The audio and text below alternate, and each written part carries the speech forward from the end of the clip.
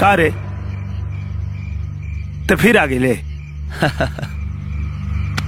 हाँ तो भाई बड़ी बेदीन आदमी बाड़े थे, ना लोग के पिए देता रे आ ना जिए देता रे।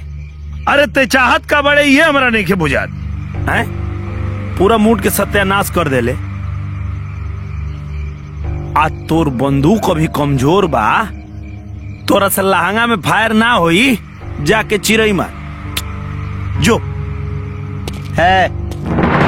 जौना से चिड़िया मरेले ना, वही बंदूक से कुत्ता भी मरेला, बुझाइल। जोधार। हाँ भाई। लागत आई धर्मेंद्र के पिक्चर बड़ी ज्यादा देखेला। हाँ भाई। सवेरे कहत रहो कुत्ते मैं तेरा खून पी जाऊंगा।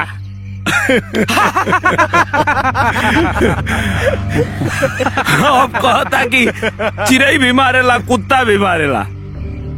हाँ तो अब सनी देओल आ बॉबी देओल के भी कोनो डायलॉग होखे तो वो बोल ला, काहे कि हम तो लतियाई ले कम लतियाई ले ज्यादा है। सुन, आज तोरो पता चल जाई कि हम बोलबे ना करी ले, करके भी दिखाई ले। आओ।